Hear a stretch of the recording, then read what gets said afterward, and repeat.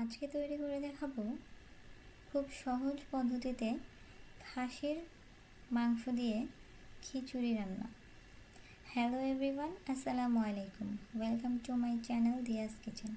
আজকে আমি আপনাদের সঙ্গে আবারও হাজির হয়েছি নতুন আরও একটি রেসিপি নিয়ে। আজকের রেসিপিটি যদি ভালো লেগে থাকে অবশ্যই আমার চ্যানেলটিকে সাবস্ক্রাইব করে পাশে থাকা বেল আইকনটি বাজিয়ে দেবেন। ভিডিওটি না টেনে শেষ পর্যন্ত দেখতে থাকুন। প্রথমেই আমরা খাসির মাংসটাকে রান্না করে নিব। তার জন্য কড়াইতে পরিমাণ মতো তেল দিয়ে এখানে আমি খাসির মাংস আধা কেজি পরিমাণে ধুয়ে রেখে দিয়েছি। এবারে তেলের মধ্যে দিয়ে দিচ্ছি হাফ কাপ পরিমাণে পেঁয়াজ কুচি,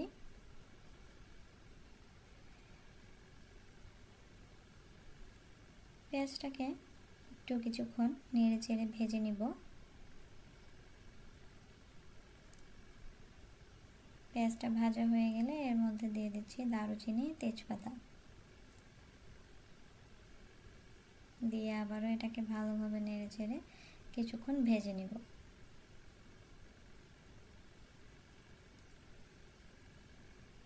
আমার এটাকে ভাজা হয়ে গেছে। এবারে এর মধ্যে আমি দিয়ে দিচ্ছি 1 চামচ পরিমাণে আদা পেস্ট আর 1 চা চামচ পরিমাণে জিরার পেস্ট দিয়ে এটাকে একটু ভালোভাবে নেড়ে চেড়ে ভেজে নিব, যাতে বাটার একটা কাঁচা স্মেল আছে সেটা চলে যায়। দিয়ে দিচ্ছি 1 চামচ পরিমাণে রসুন পেস্ট, আবারও ভালোভাবে নেড়ে চেড়ে দিচ্ছি। এবারে এর মধ্যে ঝালের জন্য আমি 1 চা চামচ পরিমাণে কাঁচামরিচ পেস্ট দিয়ে দিচ্ছি। ঝালটা আপনারা আপনাদের পছন্দ অনুযায়ী বাড়িয়ে কমিয়ে দিতে পারবেন। দিয়ে দিচ্ছি স্বাদ মতো লবণ, 1 চা চামচ পরিমাণে দিয়ে দিচ্ছি শুকনো মরিচের গুঁড়া, 1 চা চামচ পরিমাণে দিয়ে দিচ্ছি ধনিয়া গুঁড়া আর হাফ চা চামচ পরিমাণে দিয়ে দিয়েছি হলুদের গুঁড়া। এবার এই সব কিছুকে দিয়ে ভালোভাবে এই মশলাটাকে কিছুক্ষণ নেড়ে চেড়ে কষিয়ে নিব। দিয়ে দিয়েছি সামান্য পরিমাণে পানি। এবারে মশলাটাকে আমি কিছুক্ষণ কষিয়ে নিব যতক্ষণ না মশলাটা থেকে তেল ছেড়ে দিচ্ছে।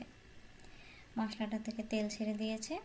এবারে আমি আগে থেকে ধুয়ে পরিষ্কার করে রাখা খাসির মাংসগুলোকে এর মধ্যে দিয়ে দিচ্ছি। দিয়ে এটাকে ভালোভাবে নেড়ে চেড়ে দেব।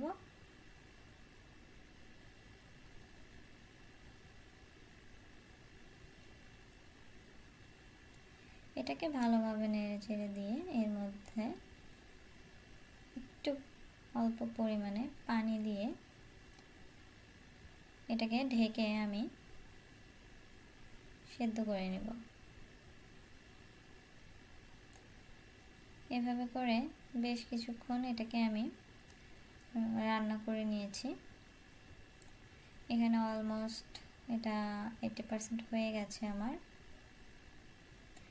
এবারে আমি ওটাকে চুলাতে রেখে চলে এসেছি খিচুড়ির চাউলটা মাখাতে। এখানে আমি আধা কেজি পরিমাণে চাউল নিয়ে নিয়েছি আর কয়েক রকমের ডাউল মিশিয়ে দিয়েছি। দিয়ে দিচ্ছি 1 কাপ পরিমাণে পেঁয়াজ কুচি, হাফ কাপ পরিমাণে দিয়ে দিচ্ছি রসুন কুচি, ঝালের জন্য ব্যবহার করেছি 1 চা চামচ কাঁচামরিচ বাটা আর দিয়ে দিচ্ছি 1 চা চামচ পরিমাণে আদা বাটা, 1 চা চামচ পরিমাণে দিয়ে দিচ্ছি জিরা বাটা, স্বাদ মতো লবণ, অল্প একটু পরিমাণে দিয়ে দিয়েছি আমি এখানে হলুদের গুঁড়া। এটাকে অল্প ব্যবহার করবেন যেহেতু আমার মাংসেও অনেকটা পরিমাণে হলুদের গুঁড়া দেওয়া আছে। আর দিয়ে দিয়েছি হাফ চা চামচ পরিমাণে ধনিয়ার গুঁড়া। দিয়ে এবার এটাকে ভালো মতো হাতে সুন্দর করে মেখে নিব। দিয়ে দিয়েছি পরিমাণ মতো তেল। তেলটাকে দিয়ে আবারও কিছুক্ষণ হাতে এটাকে মেখে নিব। মেখে নিয়ে এর মধ্যে দিয়ে দিচ্ছি পরিমাণ মতো পানি। আধা কেজি চাউলের জন্য আমি এখানে নিয়ে নিয়েছি 1 কেজি পরিমাণে পানি। দিয়ে এটাকে আমি রাইস কুকারে দিয়ে দিয়েছি। কিছুক্ষণ পর বলক চলে আসছে, দেখতে পাচ্ছেন। ধোয়ার জন্য পরিষ্কার করে কিছু দেখা যাচ্ছে না, এতটা ধোয়া উঠছে, গরম। তো এটাকে আমি নেড়ে চেড়ে ঢাকা দিয়ে দেব। তার কিছুক্ষণ পরে আমি পানিটা একটু শুকিয়ে আসলে আগে থেকে রান্না করে রাখা খাসির মাংসগুলোকে এর মধ্যে দিয়ে দেব। দিয়ে এটাকে আবারও ভালোভাবে নেড়ে চেড়ে খিচুড়ির সঙ্গে মিশিয়ে দেব।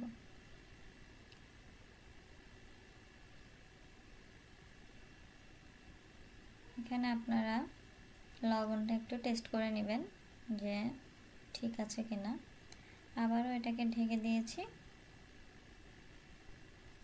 এবারে দেখতে পাচ্ছেন যে খিচুড়িটা হয়ে গেছে। এভাবে করে যদি বাসায় খুব অল্প সময়ের মধ্যে রাইস কুকারে এইভাবে আপনারা খিচুড়ি রান্না করেন, তাহলে এটা অসম্ভব মজাদার হয়। ট্রাস্ট মি, একবার বাসায় ট্রাই করে দেখবেন। এই খিচুড়িটা আমার বাসার সবাই এত পছন্দ করেছে যা বলার মতো না। তো আপনারাও এভাবে ট্রাই করবেন। এবারে এটাকে আমি একটু সার্ভ করে দেখাচ্ছি খিচুড়িটা কতটা পরিমাণে ঝরঝরে হয়েছে। আমি প্লেটে একটু সার্ভ করে দেখাচ্ছি। তো আজকের আমার এই ভিডিওটি যদি আপনাদের কাছে ভালো লেগে থাকে, অবশ্যই আমার ভিডিওটিতে বেশি বেশি করে লাইক, কমেন্ট, শেয়ার দিয়ে দিবেন, যাতে আমার ভিডিওগুলো সবার আগে আপনার কাছে পৌঁছাতে পারে। তো আজকের মতো এ পর্যন্তই বিদায় নিচ্ছি। সবাই ভালো থাকবেন। আসসালামু আলাইকুম।